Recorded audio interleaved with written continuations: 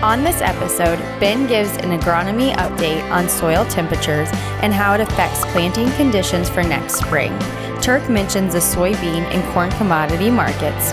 Merschman Fertilizer President and CEO Henry Merschman joins us for an update on supply and demand for fertilizer and the effect on pricing. As always, stick around for Joe's corny joke. Hi, this is Joe Merschman. Welcome to Cup of Joe, episode number 16, season number 3. Today we have Ben and Turk and a special guest, my brother Henry from the fertilizer department. But as always, we always start with Ben. So Ben, what do you have for us today? Well, I've been working on seed production and things of that note, but I did want to give a little bit of an agronomy update on where we are for soil temps. This week we dropped down with the cooler temps that we had at the beginning of the week. We dropped down into the low to mid 40s, and the past couple of days with the warmer temperatures that we're getting, we're going to rise back above that 50-degree mark. So what does that mean? That means that we are going to continue to see stalk deterioration. We're going to see the bacteria working on things. It's a positive thing when it comes to planting conditions next spring. It's also one of those things to consider. We need to make sure that we're still running the end serve. Like sometimes when we're at this point in time in the year, we're at a pretty steady dive where we're in soil temps in the low 40s, high 30s, where we could probably pull that end serve out and save a little bit of extra money. But at this point in time, if we're going to continue to see soil fluctuation on temperatures, we need to keep the end serve in. We need to keep moving because there's a lot of anhydrous that's going on right now. A lot of smoke going. Yep. Good. Anything else, Ben? That's just a lot of seed production work right now. So right. Picking out those new products that are going to be even better than what we have right now, correct? That's right. Okay. Turk, local cash market hit $12 here. Yeah, I seen that. I haven't seen that number for a long time either. The right now corn's run about 3.25 higher than it was 3 months ago, or soybeans are run 3.25 higher than 3 months ago. Corn's run about $1.10 higher than it was 3 months ago. So keep an eye on the markets. Don't overlook them. Don't be complacent about them. Just keep an eye on them. I think it's a good opportunity to take advantage of some stuff that you have in the bin for sure, and maybe start looking at next year a little bit. But Brazil is dry, and that's what's pushing this market higher on soybeans especially. They got a little rain this week, but the forecast for December is still on a dry note, and as long as that forecast stays dry, we'll see the pressure on corn to keep up with soybeans as they move higher. Well, I think the big thing also to watch in the markets is that we are at record long positions with the funds in both corn and soybeans. And as soon as those folks decide to take their profit and then call it a day, then we could see a lot of volatility. That typically always happens before the end of the year. So those long positions will come back to more of a neutral position before the end of the year. They'll take their profits and they'll reposition themselves again after the first of the year. So look for a sell-off going into the end of the year for sure. Okay, well, I think that's the hardest part about farming is the marketing. I think picking out soybean varieties, and we got guys like Ben to help you, and makes that part real easy, and corn hybrids. But boy, I tell you what, figuring out what the world demand is, and what next crisis there's going to be that affect the markets, it's tough.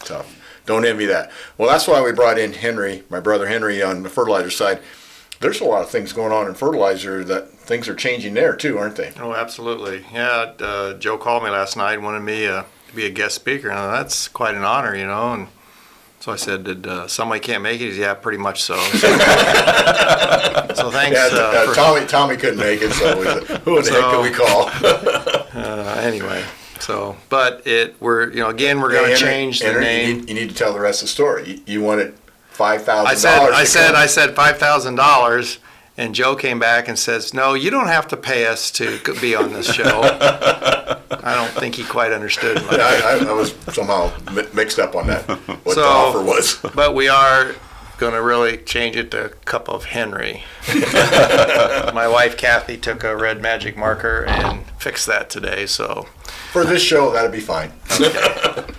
And anyway, there has been a lot happening since the end of spring. We'll start talking about the nitrogen first. UAN is a big topic. In the past few years, it seems like UAN demand has been stronger than supply, and then this summer for fill, seems like there was plenty of UAN. UAN still has been pretty flat since then, hasn't really done much, maybe a little up. But I know one of the major producers called me one day and he said, "What's going on?" I said, "Well, between you and your competitor, you built 3 new plants, and those 3 new plants can put out, 4.5 to 6 million tons of UAN." And I said, "We're in a 12 million ton market." I said, "You didn't think this was going to happen?" and the smaller plants have not shut down. They're less efficient, but so nitrogen as a general rule is, and then plus at that time we had your lower corn prices and bean prices. So, but some of these plants, these newer plants, the good thing they can do is they can switch products very easy, meaning they can start making DEF, they can make more urea, or they can, sell it as ammonia. And they can run their production at lower levels. Like some of the old plants, you got to run them at maybe 90%, or you can't drop down to maybe 60%. But the newer ones have that capability, which is an advantage. But moving forward, and I think I touched on this a little bit, as these grain prices go up, they go up not just in the U.S., it's a worldwide situation. More land that's out of production becomes profitable. So if people start taking land outside of the U.S. and the U.S. and then demand for fertilizer goes up, and I think that's part of what's happening also. We'll go to the phosphate now. Phosphate from May is up $125 a ton, and you're like, "Whoa, what happened there?" But the big thing that happened there is Mosaic, who's one of the largest producers, filed a dumping suit against some importers, including the Russians and the Moroccans. And I am being told that I think Monday, and that's this coming Monday or sometime next week, they're supposed to decide on that, if there's going to be some tariffs put on the importers. And so since that happened, the Moroccans have not brought any product into the U.S., and they were bringing in significant number of vessels. And so that just tightened the market up. Well, then when we had an early spring, led to an early fall, so the crops got out, farmers got plenty of time, demand was strong, and it just drove prices up. I mean, most warehouses right now in the Midwest are out or low of most products today. And the potash, similar things happen. It's from what the fill numbers are. They're up $55 a ton today, and a lot of places are out of product. And I don't think people realize that.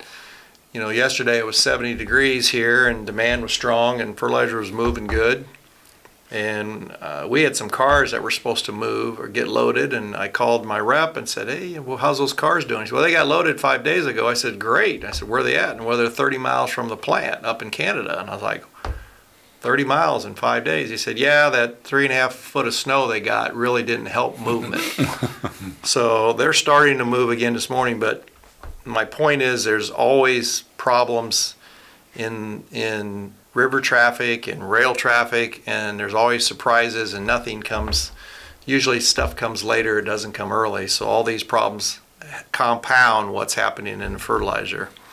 And I think what a lot of people didn't realize this fall is, I've always said the price of grain, although it helps demand for fertilizer probably, weather plays the most important role that we can have in application of fertilizer. And to prove my point, back at the last drought, the farmers were all saying, "Oh, my yields are going to be down 30%. I'm going to cut fertilizer. I got to cut fertilizer," and stuff like that. And then one of my better customers, I said, he was locking in what his needs were for fall, and he said, "Oh, I need 1,500 ton." And I was like, "Okay, I think you're short." "Well, no, I'm talking to these farmers, and they're not going to do it."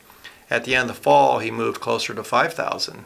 And what happened was farmers started harvesting corn in early September because it was dry, and going through the field rapidly because yields were down. Well, they just don't sit around in the fall and just wait till spring. So then the more days you're in the field, the more field work you have, the more application you can have. And it proved that that was one of the biggest falls we had because we had such a wide window. And we're having a similar thing here today.